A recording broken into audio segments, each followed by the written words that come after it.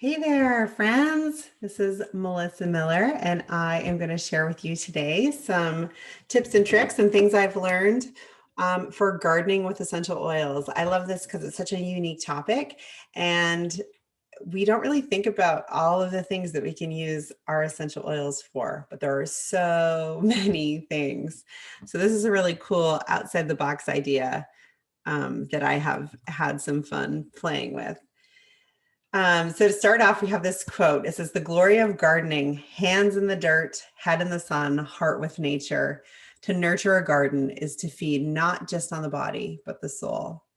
And I don't know about you, but there is just something so grounding about being outside in the dirt. And even if you're not necessarily gardening per se, but working in your yard with trees or other flowers or whatever it may be, or your garden, your lawn, there's just something so therapeutic and cathartic and just energetically grounding about that, right?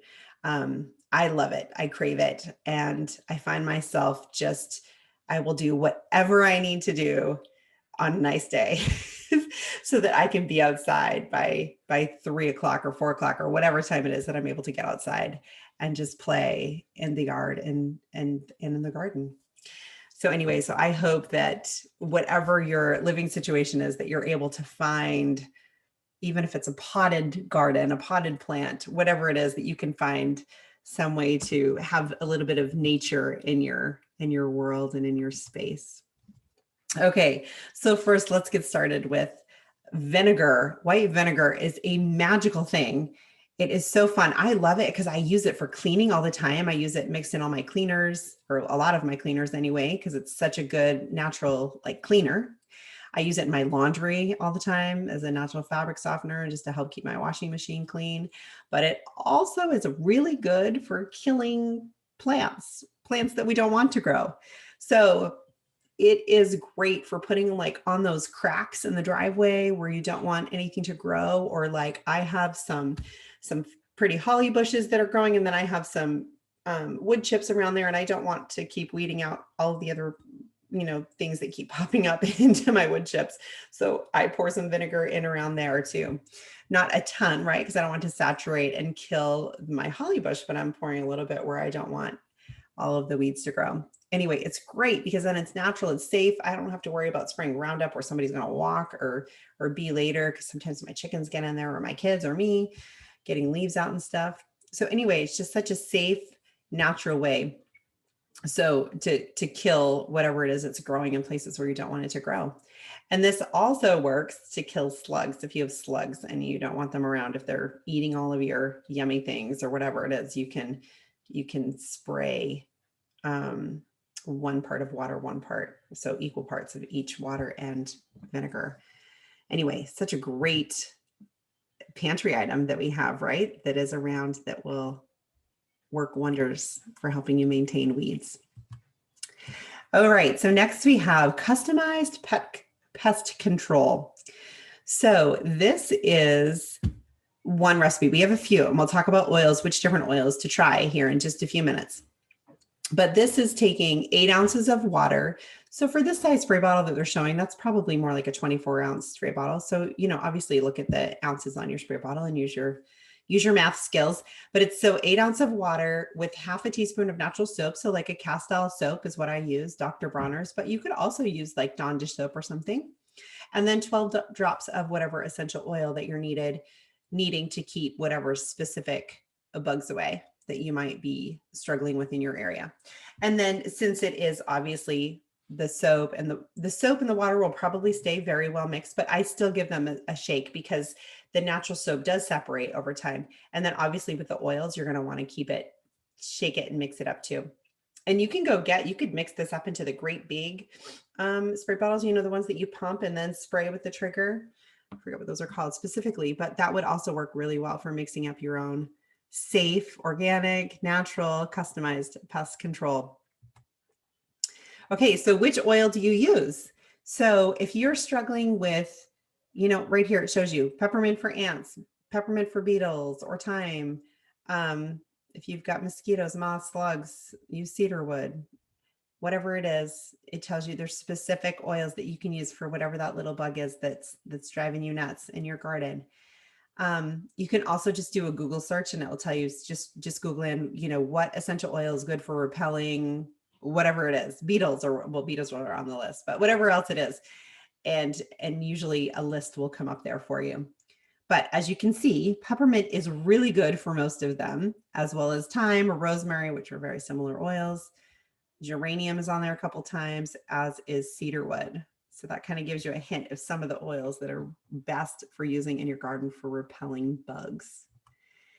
So this is a testimonial from one of our team members. Her name is Monique, and she's such a sweetheart. I love her. She says she sprayed her garden beds with peppermint to keep cats from digging in it, and it works great. She also used tea tree for bugs, and it works great for indoor plants. I love that testimonial, Monique. Thank you for sharing that.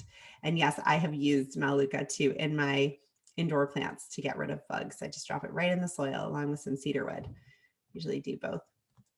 Okay, so now this is a really good general bug repellent, pest control. If you don't know what bugs are eating your plants, or you don't know what bugs you really have that you're struggling with, here is just a good overall mix of just a general, like I said, blanket pest control recipe. So, and if you'll see, this one's a little different. So this one says for 16 ounces of water to do 2 tablespoons of the castile soap. The other one said half a teaspoon for 8 ounces. So this one is a bit more soap. So, use your judgment, do whatever, say somewhere in between there, for this recipe would be 1 teaspoon to 2 tablespoons. So I don't think there's really a wrong way to do it.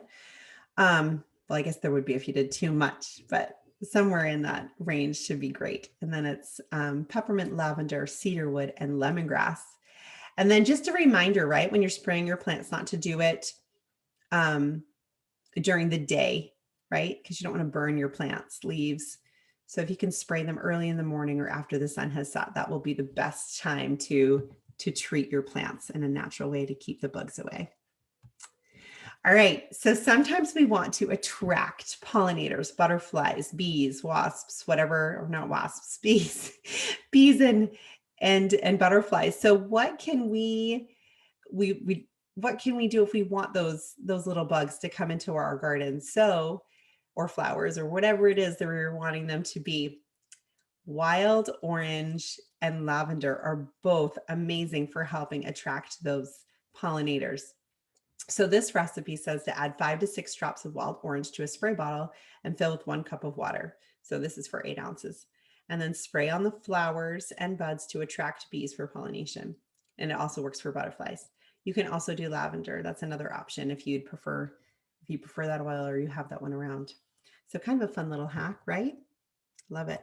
Love that. Who would think of that? All right. So fungus suppressants. So most of the time, like 90% of the time or 98% of the time, plants end up dying because of a fungus infection, a fungal infection. So the best way to beat fungus is with tea tree. And you can put it in the soil directly, which I've done, but also you can put it in a small spray bottle and then add the tea tree oil in, shake it up and spray it like on the plants. Have you ever had your zucchini plant look like this, your leaf look like this, covered in the white fungus? I have. So sad. So I think it's fantastic. There's an option of something that we can do to help that plant recover and give us all the yummy vegetables that we so greatly desire. Anyway, great trick to keeping your plants healthy and alive and away from fungus. Okay. So have you ever heard of companion planting with your fruits and vegetables, right? Like sometimes people put marigolds in their garden around certain plants, or basil is supposed to be really good with tomatoes, right? Companion planting. So they're attracting the right bugs and repelling the wrong ones, whatever that may be, to help those other plants, right? Those plants grow well together. Okay, well, sometimes we don't have the space to do all of that. I know I don't, because I don't really want that many basil plants. And I don't want to take out my whole my whole tomato row, putting in basil plants in between there. So one little trick you can do is adding a few drops of the essential oil to your watering can and then watering the plant with that. I think this is so brilliant. So for instance, you can take, like we're talking about the basil and tomatoes, you can take the basil, you can take 2 drops, put it in your watering can and water your tomatoes with it. And it's going to get those same benefits as if you have the basil plant growing next to your tomatoes. I think this is so smart. Anyway, so this gives you a list. I just found this from a website called City Girl Farming. She's got some really fun stuff up if you want to go check her out. I thought she was fun. Anyway, but she gives a suggested list of things that you can, different oils you can use to companion plants. So you can just put a few drops of whatever those oils into water, whatever that is. So put a few drops of chamomile in to water your cucumbers, or, a few drops of cilantro to water your lettuce, whatever it may be, just to help give your plant that added boost, added benefit. So I love that. I didn't even have to water this week because we haven't had enough rain, and I've got some different stuff I'm growing. So I'm excited to go try some of these out. Okay, so another trick is to put eggshells around your tomato plants. This is a really fun, easy, cheap, simple way to add some extra calcium to your soil, because tomatoes need lots of calcium and most of our soil doesn't have enough calcium. So we need to add a little bit to it. So whether or not you've added some Sulfomag to your soil already or not, you could still go ahead and add some of the eggshells to around your tomato plants. So if you want to cook them, bake them in the oven a little bit to ensure that any salmonella that may be present there is gone and killed, whatever, then you can, and it will help kind of aid the breakdown of the shell to get it, putting the calcium back in the soil faster, but you don't have to. It's totally up to you. In fact, I just learned today from a friend, she said this lady keeps her eggshells. Once she cracks them, she keeps them in a pan in the oven. And then she just keeps them all in there so that whenever it is she's going to use the oven next, she essentially is baking the shells while the oven's preheating for whatever it is that she's going to bake. And then she pulls them out and crushes them up, puts them in a mason jar, and has them all ready to go to sprinkle around her tomato plants. Anyway, brilliant. And then it also will keep animals like slugs away, because obviously it's sharp and they don't like that. It's going to cut them. So they will stay away from your tomato plants. So kind of a 2-for-1 there. Anyway, brilliant, right? Something that we have a lot of that we're getting rid of anyway, especially if you compost or anything. This seems like a natural step in the process for you. All right. So if you've been out working in the garden and your hands, even if you wear gloves, how do we still get dirt on our hands? I don't know. It just happens. But this is a fantastic recipe for our gardener's hand soap. And so it's equal parts of white sugar and castile soap, and then some fractionated coconut oil. So the liquid coconut oil, and then some vitamin E oil and geranium essential oil. And you can just mix it up. I just made some of this actually for my mom and put it in a little soap pump for her as a gift. And she's just going to leave it by the sink all summer. So she's got it all ready to go for her. Wash her hands when she comes in from being outside. And we have a testimonial from one of our sweet team members here, Jackie Harper, and she says she loves the gardener's hand soap. Just when she's all done gardening, she used some this afternoon. She's had a leftover from last year. So she had it from last year, and she just added a few drops of fractionated coconut oil, and it was perfect. So hers had kind of solidified a little bit over the winter while she wasn't using it. So she just added that in to help loosen it up a little bit. And she made hers with lavender because she didn't have geranium. So that is a great oil substitution there. So thank you, Jackie, for sharing that with us. All right. And then what about washing your fruits and veggies? So now to get any yucky off, right? If you're buying it from the grocery store and it maybe has been sprayed with something, definitely use some lemon essential oil. But did you know you could also add vinegar, apple cider vinegar or white vinegar, and it acts as a preservative for your fruits and vegetables. They'll last longer. So cool. It's like a miracle thing. I don't know how it works. So it's really fun to do, especially with like strawberries or something like that. It doesn't taste like vinegar, and it helps just preserve the produce so that it's going to last a little bit longer, because there's nothing worse, right? When you go buy all this stuff and then it goes bad before everyone can eat it. So you rinse it with that. And this one, they soak for 5 to 10 minutes and then rinse, and it's good to go. All right, so what about if you have some beautifully cut flowers from your garden that you're going to bring inside? Amazing way to make them super easy, right? To make them last longer is to mix equal parts, 2 tablespoons of white sugar and either white vinegar or apple cider vinegar. And this is for 1 quart of water. And then you add your fresh flowers to that water. So the sugar acts as a food, and then the apple cider vinegar is going to just change the alkalinity of that water and keep the fungus away, so that those plants aren't going to get, or the flowers aren't going to get necessarily sick, essentially, and die faster. So, and then another tip too is adding just tea tree oil, a couple drops of tea tree oil to the water vase, or to the water in the vase. And that will help it last longer too, because again, it's keeping that fungus and the bacteria at bay. And if your flowers are droopy, then, oh, sorry, I have an alarm going off. If your flowers are droopy, add some DDR prime to the water and then stick them in there. And that works really, really well too. So there are a few flowers that don't care for sugar in their water. Now I'm trying to remember where they are. It's Marguerite daisies, I think daffodils, and there's 1 or 2 others, but it's nothing, I don't know. It wasn't anything that I had growing in my garden. So I was like, oh, okay, I don't need to worry about that. But anyway, super fun stuff though. And I also just learned a trick on putting pennies. Somebody had put pennies in with their tulips, which worked really well. So there's something in there with the alkalinity, how it changes with the penny, and that worked really well for tulips. Pretty fun stuff. I love little hacks like that. Okay, so what about some for diffuser blends? If you just want some clean, fresh, garden smelling diffuser blends, I love this garden zest one. In fact, sometimes I even do it without the peppermint. I just do the basil and the lime. I don't know why. I think a little bit of basil always just reminds me of a garden. It's just so fresh and clean and yummy. And then there's this other one for flower garden. I'll read that one to you because that one, the graphic is a little bit more difficult to read, but this is more of a floral thing, hence why it's called flower garden. And it's 2 drops of lavender, 2 drops of geranium, 1 drop of ylang-ylang, and 1 drop of clary sage. Okay, so a few tips if you have house plants or container plants in your home. And this is straight from doTERRA, and they said if you're growing herbs inside, use some peppermint in a spray bottle to keep the bugs away, which we have already talked about that.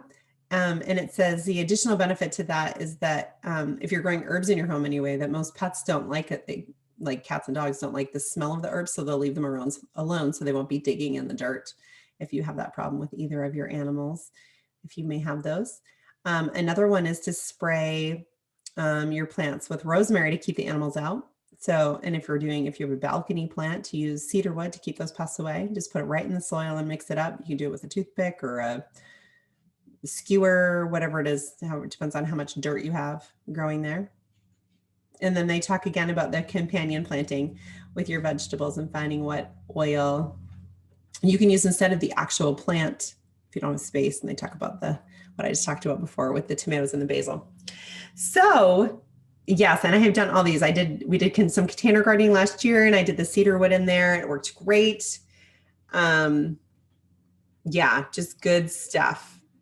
All right, so if you are not on LRP and don't know how it works or what that's all about, it's a monthly ordering program that you're welcome to opt into if you want to. There's no pressure to, but you can earn up to 30% when you do.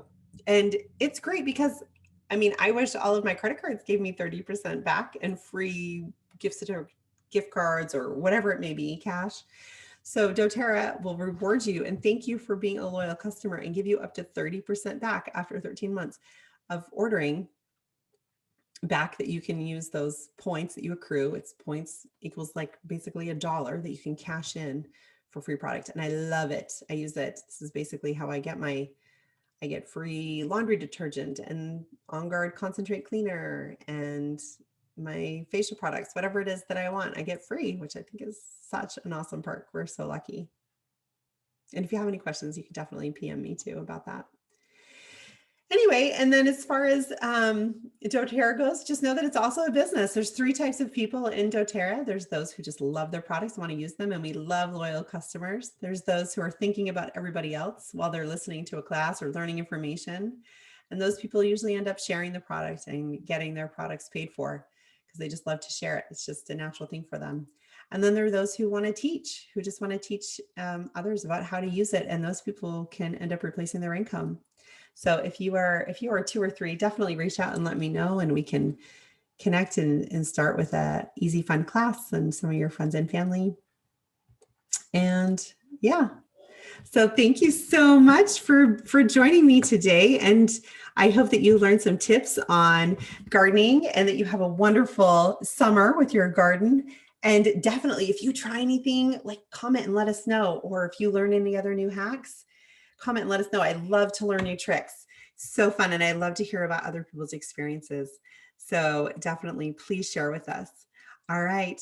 Have a great day and happy oiling, my friends.